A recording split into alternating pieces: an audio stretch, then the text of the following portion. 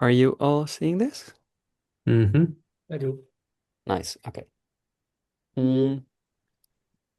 So, okay, so this is a program I've now done 3 times, and I'm doing it for the fourth time. And yeah, each edition it actually changes quite a bit because I just learn a lot of new stuff along the way. Um, but the tagline of it is grow the courage, skills, and sensitivity to live your most authentic life. And I'll come back to that. Like, and then what I like to do in a like presentation like this is kind of take the marketing sentence apart and like, hey, what does that actually mean? You know?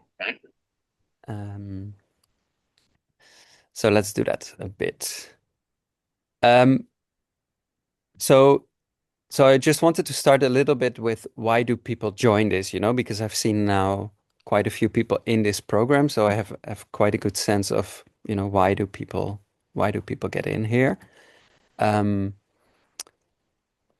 One reason I see is like that just like kind of life is a lot of hard work, you know? You have to be good at this and be good at that and show up in your friendships and be good in your relationships and work hard and you know, and it can actually be quite exhausting to do all these things well and um yeah, it's sometimes difficult to kind of snap out of that.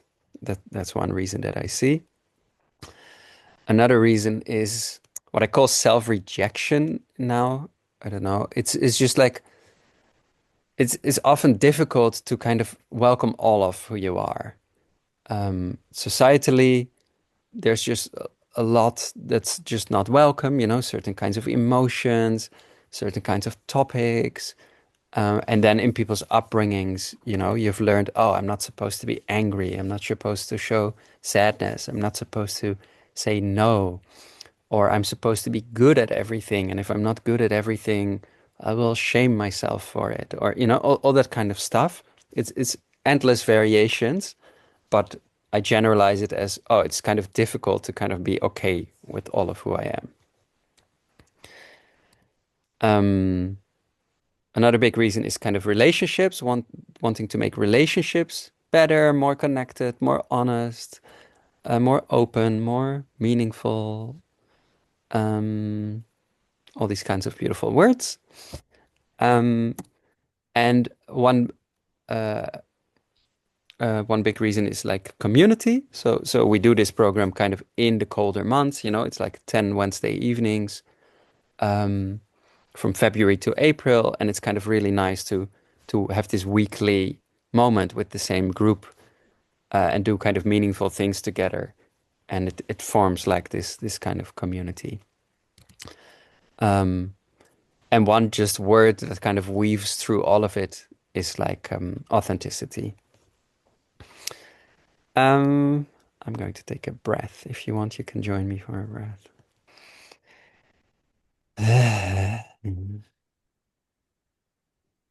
I need to do that if I talk a lot or I drain myself. Does that make sense so far? Mm. Yeah, cool. Um, Now, like that authenticity for me is like a word that I work with a lot.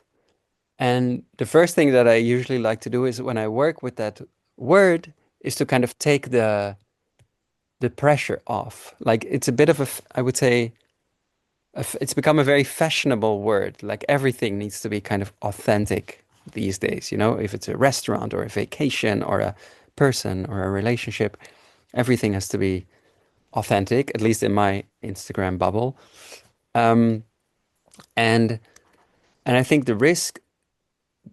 there's some risk kind of associated with getting too caught up on that idea. And one is that the idea of being authentic can become like another story of who you should be as a person.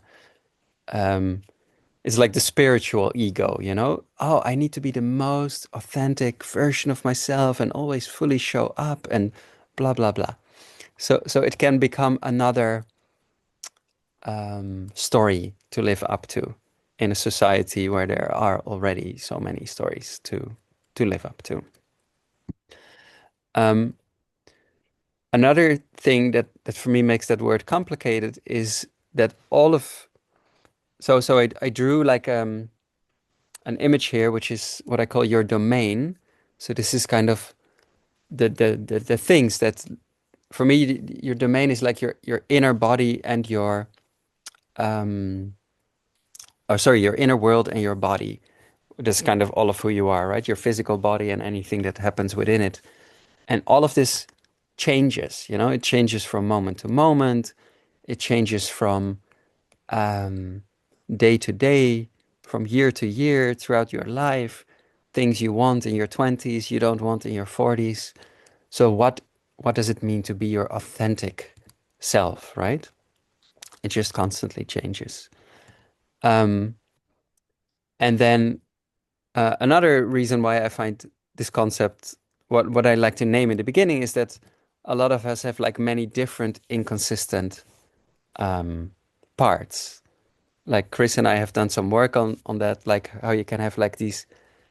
Okay, part of me wants to stay at the party, and part of me wants to go home. Part of me thinks I need to do a really good job at this, and part of me thinks I just want to lay in bed and watch Netflix all day. So, so what is the real you? It's yeah. So that's why I kind of don't use this wording of like authentic self, and instead I use the concept of real moments. Um, and so rather than trying to say, oh, I should be my most authentic self, or I should, la la la, I say each moment is an opportunity in which I can express myself or that I can respond to in a certain way. Um, so and then what one of the big focus points is in this program is getting better at expressing yourself more authentically, you could say, or more vulnerably, or more truthfully, um, and and in that way, every moment is like a door, let's say, to um, to a real moment, to an authentic moment. But I always really emphasize that it shouldn't become this performative thing of, oh, you should now try to live every moment of your life as authentically as possible, because I think that's just a trap. I'm gonna take another breath.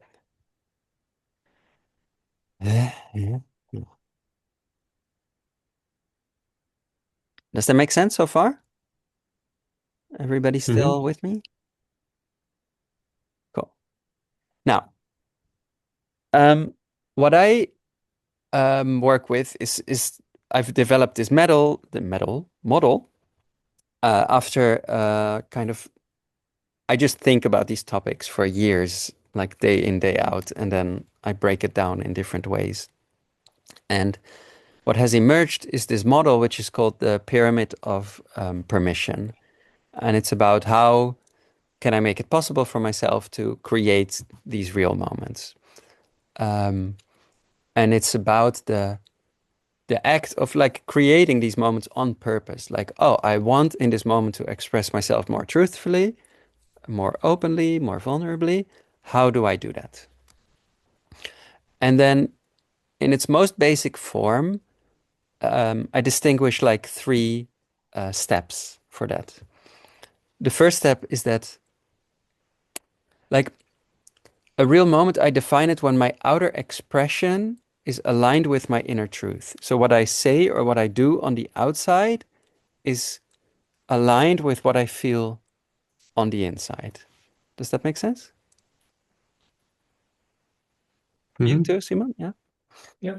Okay, cool. So, for that, what I need to do is I need to first notice, what is my inner truth?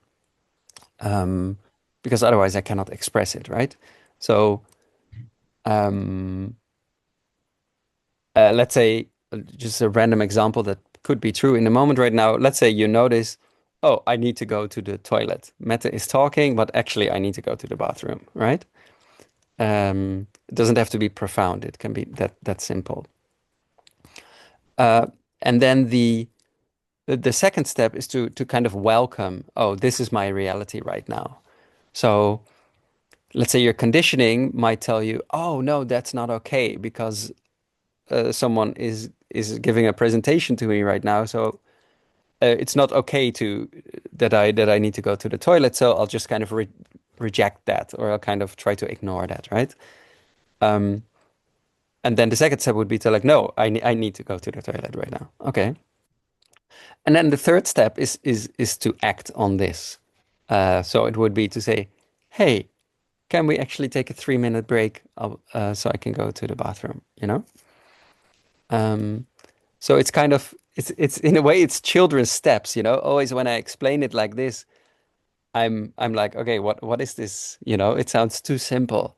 But then the reality of it is that for many people and in many situations, it's just not. Um, I'm angry with you. Yes, I can feel that, but I don't feel that it's okay to be angry with you. Or maybe I feel that it's okay, but I surely am not going to tell you about it because that might upset you. You know, it's these little things, or like saying no. Someone asks you or offers you something, you notice that you don't want it, but actually saying no makes me feel like an asshole, so I won't do that, you know? And and in all these little moments, it's like, yeah, okay, maybe it makes a little difference if I'm truthful to myself or not. But if you kind of develop the habit, whether you do it or not, I think it really has a big impact on your life. If you do this 100 times in a week, or all those times you didn't do it, you know? Hmm. Um, so what I like to focus on is not just, okay, how do you create these moments, but rather what makes them possible or what makes them difficult, which is why I put like two layers underneath these three steps. And one is safety, and another one is permission. And safety is about, oh, am I welcome here? Can I exist here? Um, uh, and I'll say a bit more about it in detail in a moment. And permission is about, oh, in which ways is it acceptable for me to show myself? So safety is more as like, oh, can I exist here, or who is welcome in this space, right? If you look at that through the lens, for example, of discrimination, then some people will just, with some identities, will just kind of automatically be more safe than others, right? And permission is more about, okay, what is welcome? Um, and each of them have an outer and an inner side. So outer safety is, let's say if I'm in a relationship, you know, how is my partner treating me?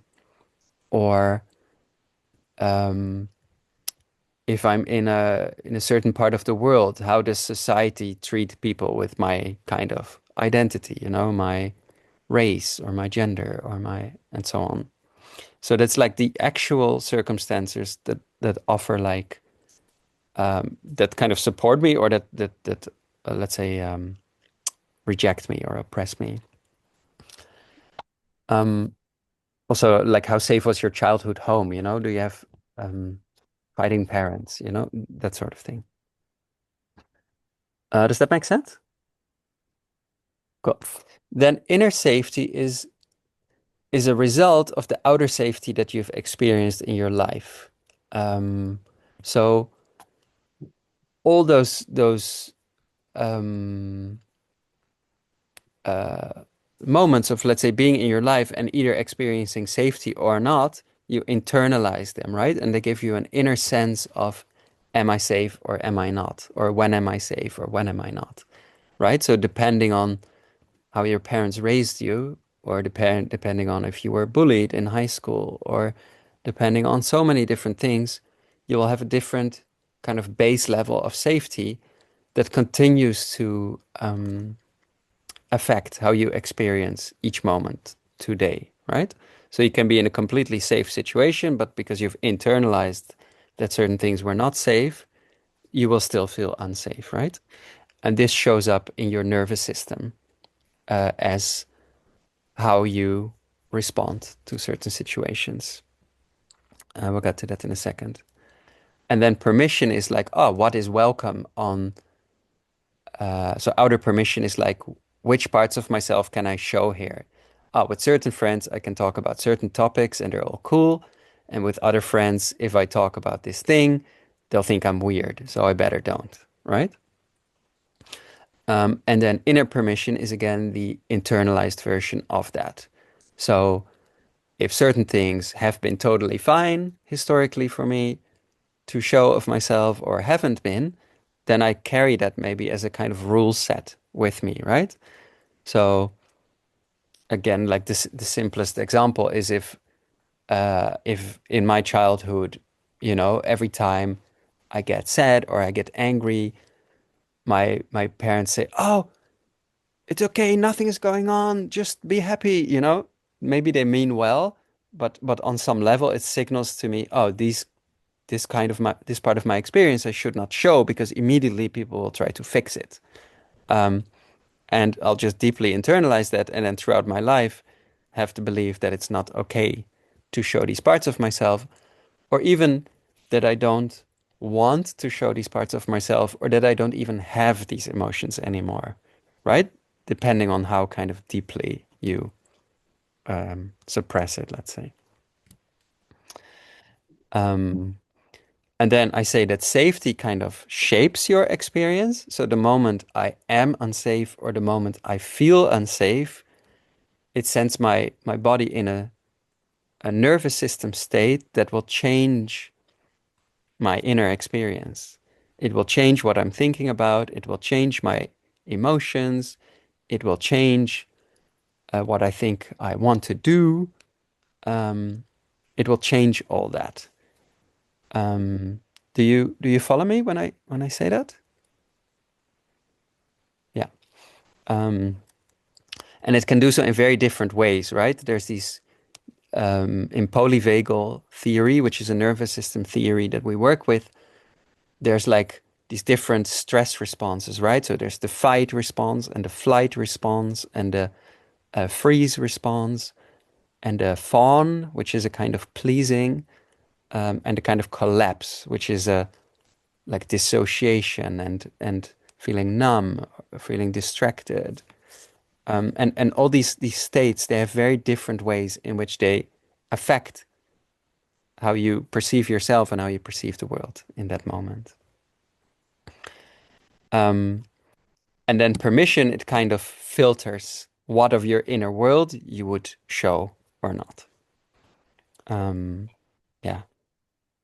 And then if you put the whole thing together, um, then suddenly the act of, for example, saying no, you can actually see how complex that can be. If I don't feel safe, because I know that you're gonna be annoyed when I say no, because you always do, or when I've learned that in myself, um, then I might still notice my no, but I might not welcome it or definitely not act on it. Um, yeah. Hmm. And then, for example, the fact that I'm taking these breaths all the time is because when I talk so much, it sends my nervous system state in what's called the sympathetic state. So that's the fight flight place, and I notice I start to get overwhelmed in my head, and I start to talk faster, and I start to see a little bit less clear. And then when I take a breath, I bring a bit of regulation into my nervous system, so my inner safety goes up, and it helps me to stay grounded. It's a very small example, but for me, it has a big effect. Um, Yeah, and then what we look at, yeah, there's a lot of pyramids. This is just how I like to think of life. It's like we go from one moment to one moment to one moment, and each time all these factors affect everything we do. Mm.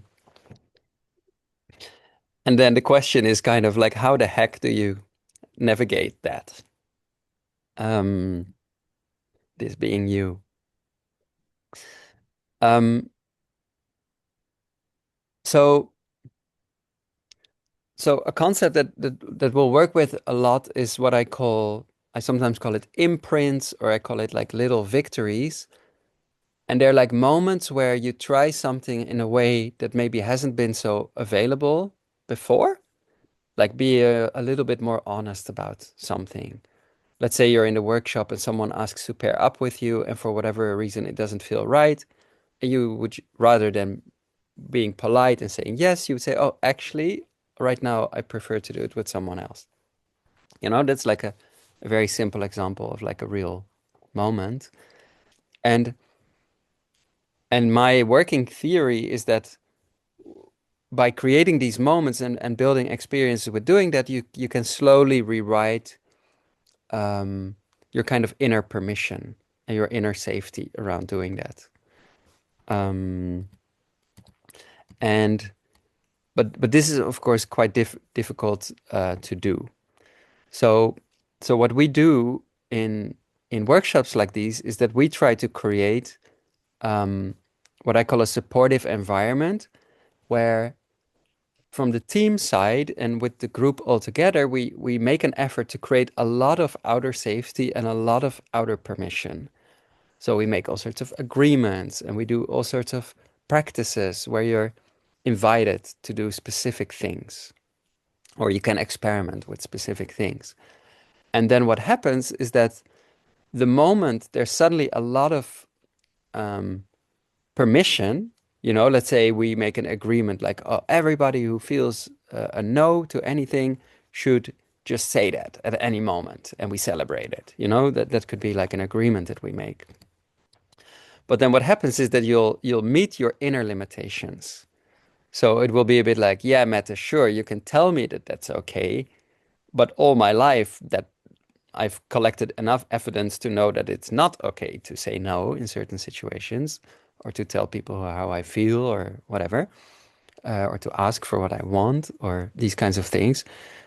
So even though it is said out loud and everybody raises their hand like, yeah, cool, we're gonna do this here, um, then within you, usually it still doesn't feel that way.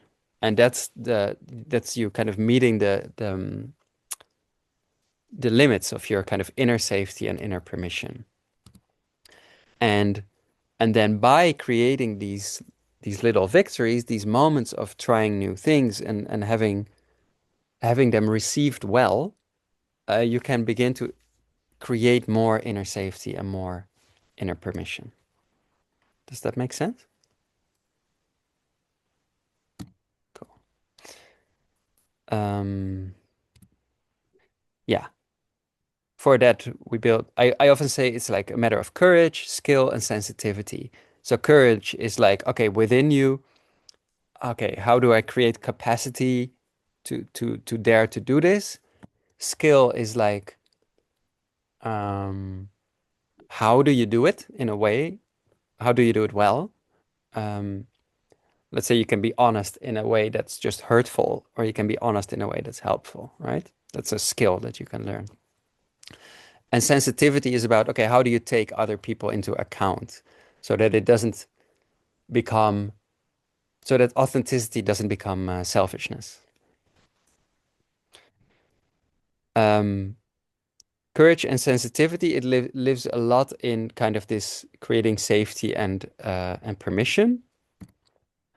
Um, so safety is about creating outer safety is like, oh, learning to recognize, oh, which of my social environments, which of my relationships are actually providing safety and permission where I can be myself, and which ones are actually not doing such a good job at that, and how can I make that maybe a bit better?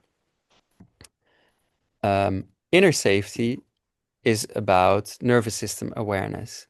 So learning to recognize the safe and the unsafe states in your own body, um, and learning to kind of regulate them.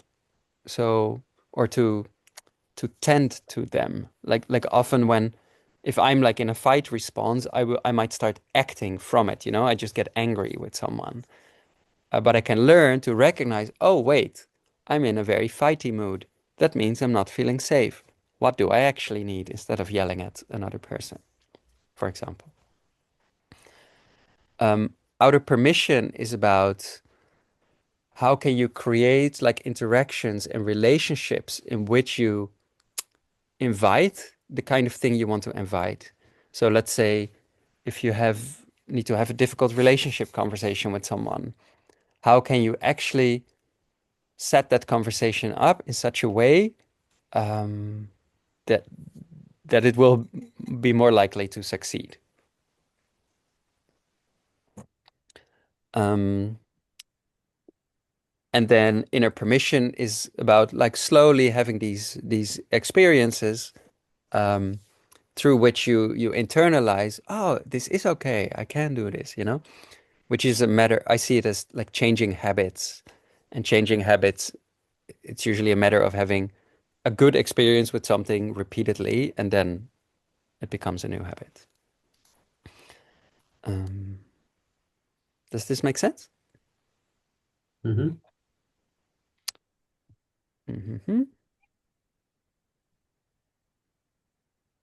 Hmm. And then skill is about, creating these real moments.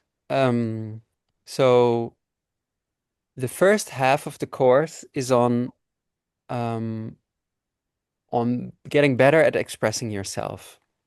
And there's one week for there's like 4 different ways we look at it, and each week is a bit different.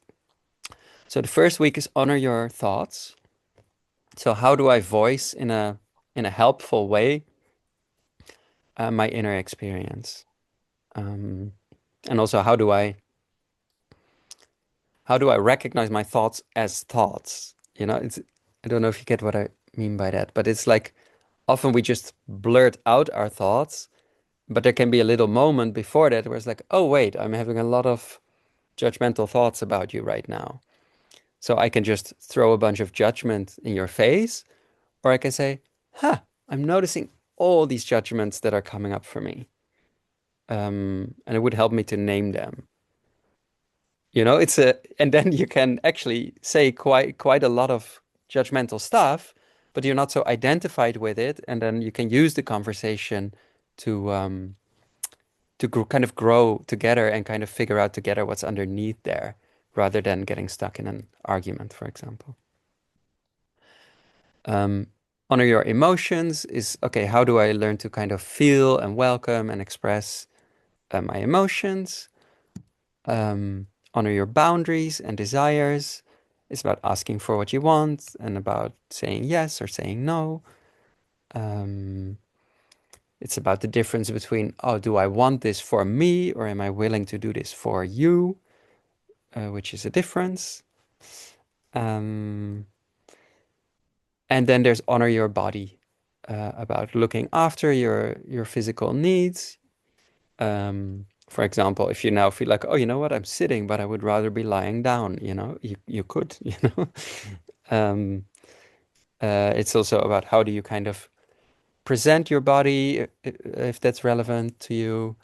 It's about how do you interact with your body, in with other people through touch or dance or sex or whatever it is. Um, so that's kind of the first half of the course is like making your inner truth kind of more important and learning to take space in a kind of attuned way to show what's happening for you. Um, and then the second half is that on the top of this pyramid, there's actually 2 sides to it. There's like acting on your inner truth, and there's questioning your inner truth. And this is because on the one hand, it's very helpful to kind of express what's happening inside you. And I start with that because a lot of people have learned not to do that in all sorts of ways, or to do it in unhelpful ways. Um, but then actually, often a lot of what's happening inside us might not actually or be helpful, or might not actually what we want. So in the second half of the course, we revisit these four topics, and then we come to the questioning.